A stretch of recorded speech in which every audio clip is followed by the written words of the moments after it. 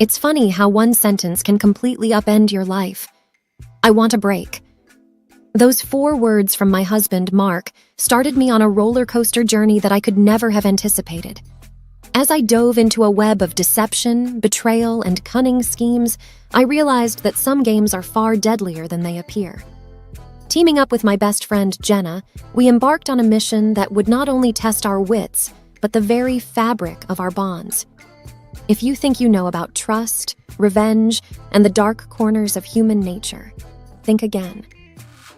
My name is Amber, and this is the most unexpected chapter of my life.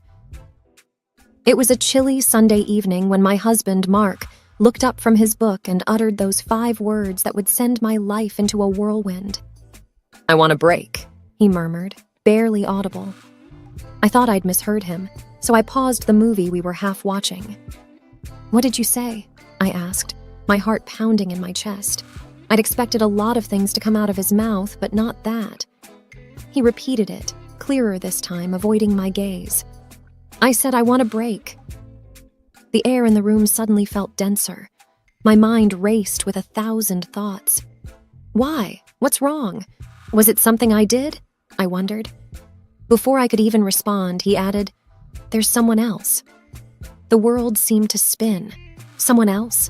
After 15 years of marriage, after countless memories, joys, and challenges we'd faced together, he was just throwing it all away?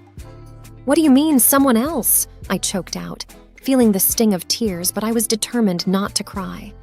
Not yet. He hesitated, took a deep breath, and then said, "It's not what you think. It's not an affair." Confused and struggling to grasp the situation, I pressed on. "Then what is it, Mark? What's going on?" He sighed, seemingly conflicted. It's Brad." "Brad? As in Brad, his best friend from college? The same Brad who had been our wedding's best man? The one who'd come over for barbecues, birthdays, and every Super Bowl Sunday?" My brain refused to connect the dots. "Brad? What does he have to do with any of this?" I asked, my voice shaking. Mark hesitated again, rubbing his temples. He approached me with an offer, an investment opportunity. It's high risk, but the rewards could set us up for life. I've taken our savings and invested them. Everything. I didn't want to tell you until I was sure it would pay off. I felt like the floor had disappeared beneath me. All our savings, the money we'd worked so hard for, our dreams of traveling, of securing a future for our kids, it was all gone. "And you need a break because," I pressed. "I'm scared," he admitted. "If it fails, I've ruined our future. I needed some time to see it through without the pressure of explaining daily updates. I thought it would be easier for both of us." I took a moment to absorb everything. The betrayal was immense, not just from Mark, but from Brad, too. My world had been turned upside down, and I was left reeling, not knowing where to turn. Then a thought crossed my mind. How can I be sure this isn't a scheme? That Brad isn't taking advantage of you?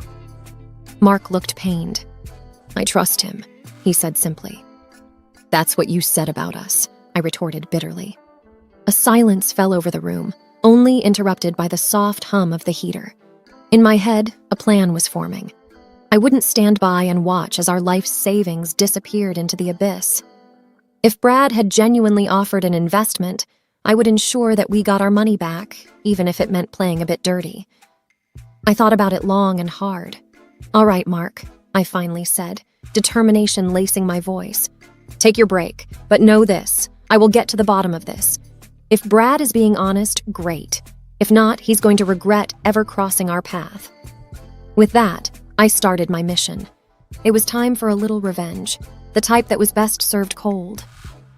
I needed information and a plan. The first person that came to mind was my best friend, Jenna.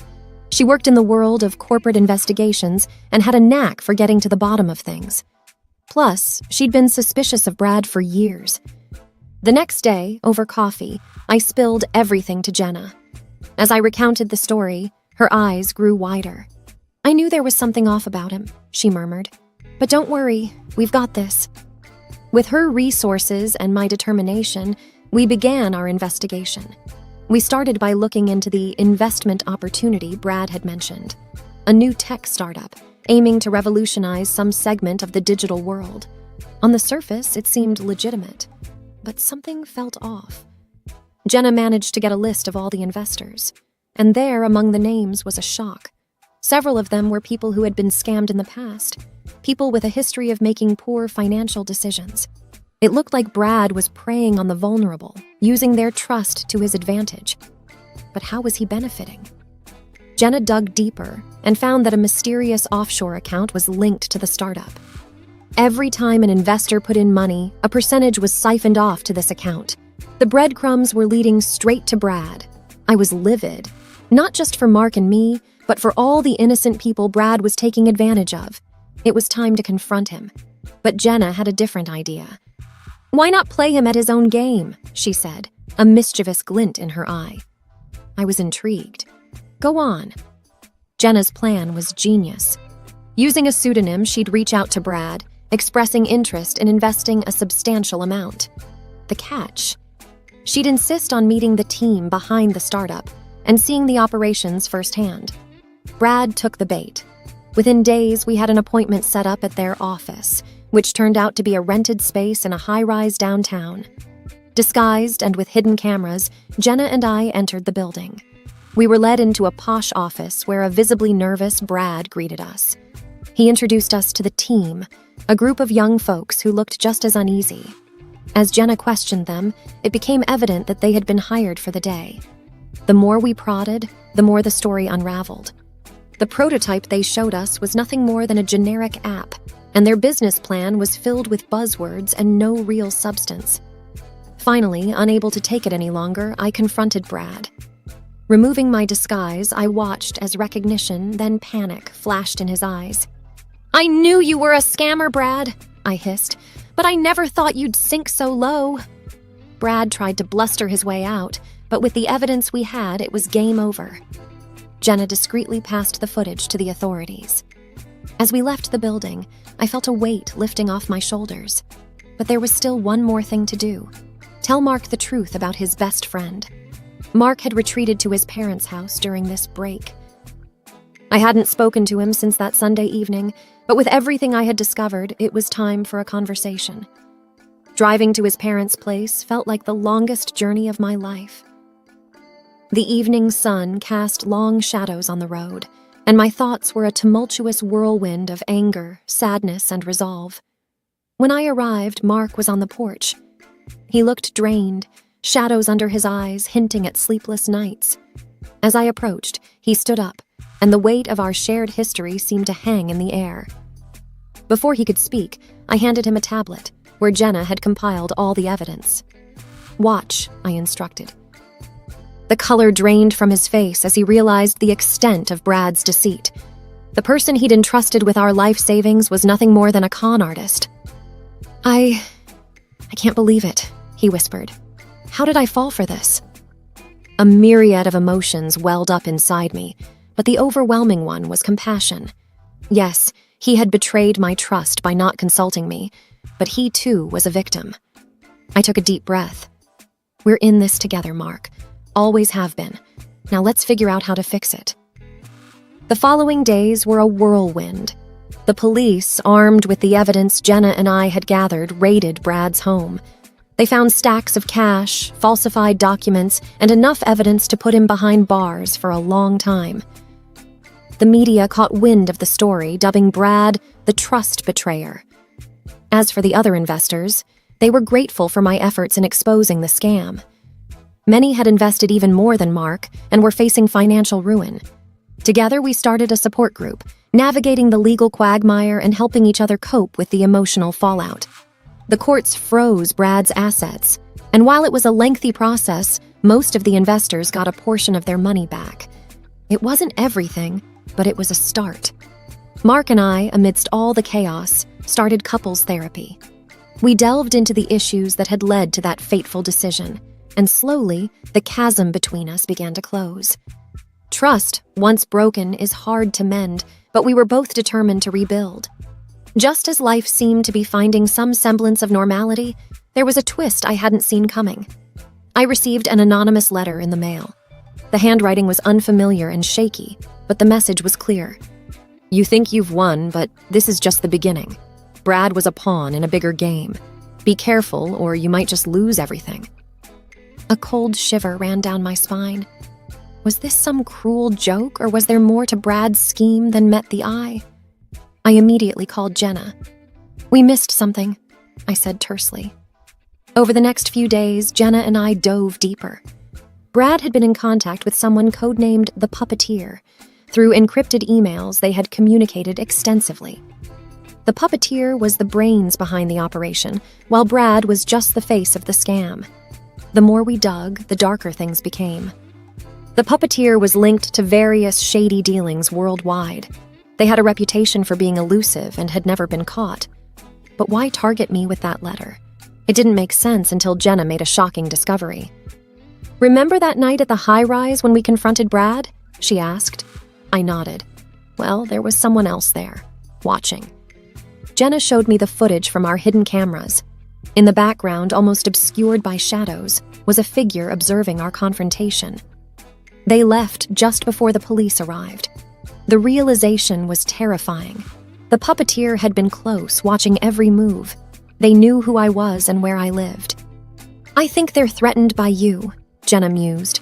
You managed to disrupt one of their biggest schemes. They're scared. But I didn't feel powerful or triumphant. I felt exposed and vulnerable. With Jenna's contacts, we heightened our security. Cameras, alarms, and even a personal security detail. I felt like I was in a thriller movie, but this was no fiction. My life, and that of my family, was at stake. Then, a breakthrough. One of Jenna's contacts in the tech world managed to trace a transaction back to the Puppeteer. It was a tiny slip on their part, but it was all we needed. We discovered their real identity. Clara Bennett, a former Wall Street genius who had turned rogue after a personal tragedy. With her intelligence and resources, she'd masterminded various schemes, defrauding innocent people of millions. Confronting her wouldn't be easy. She was careful, always 2 steps ahead, but Jenna had a plan. Jenna's plan was audacious. It involved playing Clara at her own game, using deceit and strategy. The only way to catch a snake is to become one, Jenna said cryptically. We started by leaking fake information about a supposed multi-million-dollar investment opportunity. The bait was designed to be irresistible to Clara, a tech innovation that promised to disrupt the entire industry. Jenna had connections with a couple of actors who posed as the inventors, giving interviews and showcasing their invention. Sure enough, within days, we got a bite. An anonymous offer came in to buy out the technology. We arranged a meeting to discuss the deal. Given Clara's caution, we knew she'd send a representative, but we were prepared. The meeting was set in a lavish penthouse suite, wired with hidden cameras and microphones. I posed as the assistant to the inventors, while Jenna stayed behind the scenes, coordinating with our security team. A sharp-looking woman in her 30s, undoubtedly Clara's right hand, arrived to negotiate. She was skeptical and shrewd, asking detailed questions about the tech. Our actor friends played their part to perfection, convincing her of the opportunity. After hours of negotiation, we had a signed contract, and most importantly, a direct line of communication to Clara. The representative made a call right there, discussing terms and the significant numbers involved. Using voice recognition software, we confirmed our suspicion. Clara Bennett was on the other line. Over the next few days, we staged a series of accidents, causing delays and increasing the pressure on Clara. We wanted her to get involved personally. And then, the moment we had been waiting for. Clara requested a face-to-face meeting. She wanted to see the tech herself and finalize the deal. The location was a secluded mansion, one of Clara's many hideouts. With our security detail and local law enforcement hidden nearby, Jenna and I walked into the lion's den. The atmosphere was thick with tension as Clara, a tall, imposing woman with piercing eyes, greeted us. I have to say, I'm impressed, she began, her voice dripping with condescension. But did you really think you could fool me? For a moment, my heart sank. Had she seen through our ruse? But then Jenna stepped forward, pulling out the signed contract. Actually, Clara, we did.